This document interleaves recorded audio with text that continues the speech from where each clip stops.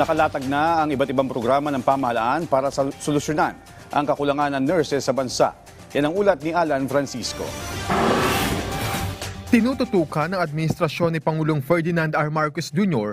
ang pangailangan sa dagdag ng mga nurse sa bansa. Ito ay sa pamamagitan ng pag-hire ng mga karagdagang Filipino healthcare professionals. Napag-usapan ito sa pulong ni Pangulong Marcos at ang Private Sector Advisory Council, Healthcare Sector Group at iba pang ahensya ng gobyerno.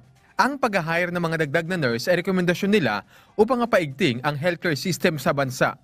Ayon sa PISAC, patuloy ang programa nilang Clinical Care Associates na makatutulong na magkaroon ng trabaho ang mga nursing graduates na hindi pinalad sa exam. Ang Commission on Higher Education naman nag-develop ng isang programa na maghihikayat sa public at private sector na maghanap ng mga nursing underboard para i-enroll sila sa review program upang makapag-test sila. Hindi rin talaga mura ang review center. So maganda yun para rin dumami yung nurses natin. Kasi yung iba, marami kasi tayong nursing students din na pag nag-fail, nawawala ng pag-asa. Isa rin is walang budget din sa mga review centers or hindi nila alam saan sila magre-review. So nawawala ng confident mag-board exam. So makakatulong yun, sir, kung talagang magbibigay yung government ng mga free review, free trainings para mas dumami yung nurse. Tuloy-tuloy ang recruitment para sa second batch ng Clinical Care Associates sa Mayo ng 2025 board examinations.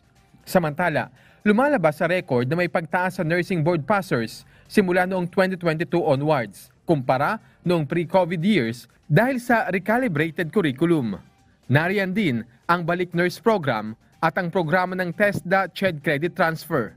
Ang Department of Foreign Affairs at Department of Migrant Workers na ikipag-usap din sa ibang bansa para sa bilateral agreement kung saan tutulungan ng mga Filipino nursing students na kalaunan ay maaari nilang mai-hire.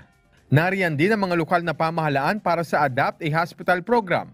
Sa kasalukuyan, ang gobyerno ay nakikipagtulungan din sa Austria kaugnay ng programang ito. Alan Francisco para sa Pambansang TV sa Bagong Pilipinas.